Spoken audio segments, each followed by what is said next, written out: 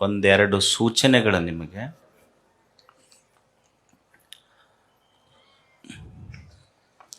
ಇದನ್ನು ವೇದಿಕೆಯಲ್ಲಿ ಹೇಳಬೇಕೋ ಹೇಳಬಾರ್ದಂತ ಭಾಳ ಅಂದ್ಕೊಂಡಿದ್ದೆ, ಆದರೆ ಹೇಳದೇ ಇದ್ದರೆ ನಡೆಯೋದಿಲ್ಲ ಅನ್ನೋದಕ್ಕೆ ಹೇಳಕತ್ತಿದ್ದೆ. ಕೆಲವು ದಿನಗಳ ಹಿಂದೆ ಗವಿಸಿದ್ದೇಶ್ವರನ ಹೆಸರನ್ನು ರೈಲ್ವೆ ಸ್ಟೇಷನ್ಗೆ ಇಡಬೇಕು ಅಂತ ಅದೇನು ನೀವೇನು ಪೋಸ್ಟ್ ಮಾಡೋದು, ಆ ಸಂಘಟನೆ ಕೂಡೋದು, ಈ ಸಂಘಟನೆ ಕೂಡೋದು. ನಾನೆಲ್ಲ ಭಕ್ತರಲ್ಲಿ ಹೇಳೋದಿಷ್ಟೇ, ಗವಿಸಿದ್ದಪ್ಪಜ್ಜನ ಮಠವನ್ನು ನಮ್ಮ ಆವರಣ ಬಿಟ್ಟು ಒಟ್ಟ ಬಯಲಿ ಕರ್ಕೊಂಡು ಹೋಗ್ಬೇಡ್ರಿ. ನಮಗಿದೆ ನಿಮ್ಮೆಲ್ಲಲ್ಲಿ ಕೇಳ್ಕೊಳ್ಳೋದು. ನಾನು ಎಷ್ಟಕ್ಕೆ ಸೀಮಿತ ಅದೇನು. ಇವತ್ತು ರೈಲ್ವೆ ಸ್ಟೇಷನಿಗೆ ಅಂತೀರಿ, ನಾಳೆ ವಿಶ್ವವಿದ್ಯಾಲಯಕ್ಕೆ ಅಂತೀರಿ, ಏರ್ಪೋರ್ಟಿಗೆ ಅಂತೀರಿ, ಏನು ಗುದ್ದಾಡ್ಕೊಂತ ಹೋಗೋದಿರ್ತೈತೆ ಅವ್ರ ಜೊತೆಗೆ. ಏಸು ಮಂದಿ ಸ್ಟ್ರೈಕ್ ಮಾಡೋರು ಅಲ್ಲೇ ಕುಂತಾರ. ನಿಮಗೊಂದ ಹೇಳ್ತೀನಿ ನಾನು, ಗವಿಸಿದ್ದಪ್ಪಜ್ಜ ನಿಮ್ಮೆಲ್ಲರ ಉಸಿರಿನಲ್ಲಿರುವಾಗ ಮತ್ತೊಂದಕ್ಕೆ ಅವನ ಹೆಸರು ಯಾಕಂತ. ಎಂದು ಇದು ಕೊನೆ. ಇನ್ಮೇಲೆ ನಾ ಯಾವ ಭಕ್ತರಿಗೆ ಈ ವಿಷಯದಲ್ಲಿ ಹೇಳೋದಿಲ್ಲ. ಎಂದೂ ಗವಿಸಿದ್ದಪ್ಪಜ್ಜನ ನಿಮ್ಮ ಭಕ್ತಿ ನನಗೆ ಗೊತ್ತೈತಿ, ಅದಕ್ಕೆ ಹೆಸರಿಡಬೇಕು, ಇದಕ್ಕೆ ಹೆಸರಿಡಬೇಕು, ಆ ಪೋಸ್ಟ್ ಮಾಡಬೇಕು, ಈ ಪೋಸ್ಟ್ ಮಾಡಬೇಕು. ನೀವು ಪೋಸ್ಟ್ ಮಾಡೋದಿಲ್ಲ, ನಮ್ಮನ್ನು ಪೋಸ್ಟ್ ಮಾಡ್ತಿರೋದ್ರಾಗಷ್ಟೆ. ಸೊ ಅದನ್ನು ಮಾಡಬೇಡ್ರಿ. ಎರಡನೇದ್ದು, ನನ್ನ ಮೇಲೆ ನಿಮಗೆ ಭಾಳ ಅಭಿಮಾನ ಇರ್ಬೋದು, ಪ್ರೀತಿ ಇರ್ಬೋದು. ಗವಿಮಠವನ್ನು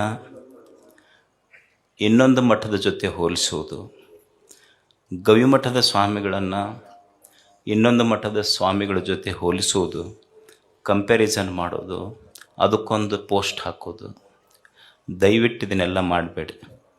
ನಾನು ತಿಳ್ಕೊಂಡಿದ್ದಿಷ್ಟೇ, ಇಡೀ ನಾಡಿನ ಎಲ್ಲ ಪೂಜ್ಯರ ಪಾದದ ಧೂಳಾಗಿ ನಾವು ಬದುಕಬೇಕಷ್ಟೆ. ಯಾರ ಜೊತೆಗೂ ಹೋಲಿಸ್ಬೇಡ್ರಿ. ಎರಡು. ಮೂರನೇದ್ದೇನೆಂದ್ರೆ,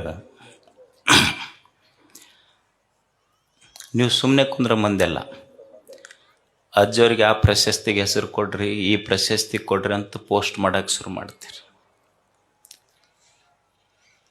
ನಾನು ಬರುವ ಪ್ರಶಸ್ತಿಗಳನ್ನು ತಿರಸ್ಕರಿಸುವಷ್ಟು ದೊಡ್ಡವನಲ್ಲ, ಅದನ್ನು ಸ್ವೀಕರಿಸುವ ಅರ್ಹತೆ ನನಗಿಲ್ಲೋ ಅನ್ನುವಂಥ ವಿನಯವಂತ ನಾನಷ್ಟೇ, ವಿನಮ್ರತೆ ನನ್ನಲ್ಲಿದೆ.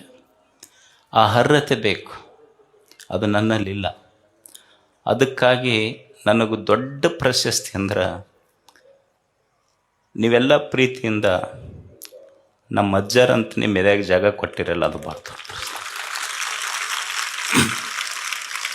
ದಯವಿಟ್ಟು ಇನ್ನು ಮುಂದೆ ಈ ಮೂರು ಯಾರೂ ಮಾಡಬೇಡ್ರಿ.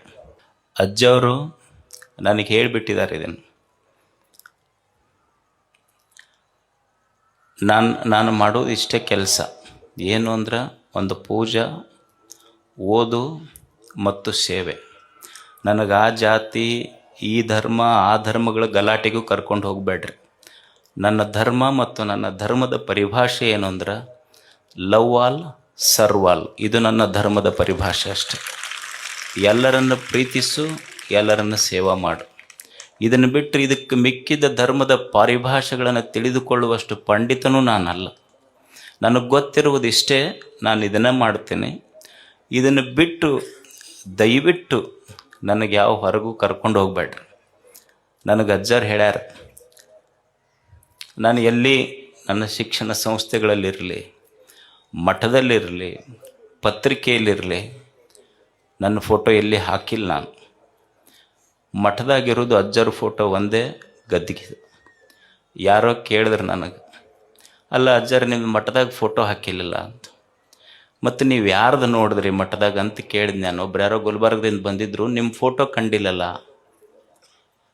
ನೀವು ಮಠದಾಗ ಅಡ್ಡಾಡಿದ್ರೇನು? ಅಡ್ಡಾಡಿದೆ. ಯಾರ್ದು ಕಂಡಿತು ನಿಮ್ಗೆ? ಅಲ್ಲಿ ಗುರುಗಳು ಶಿವಶಾಂತವೀರ ಸ್ವಾಮಿಗಳ್ದು ಕಂಡಿತ್ತು.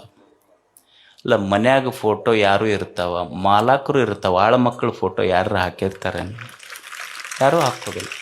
ಅವ್ರ ಮಾಲಾಕರು ಅಷ್ಟೆ, ಅವ್ರ ಆಳ್ಮಗ ನಾನು.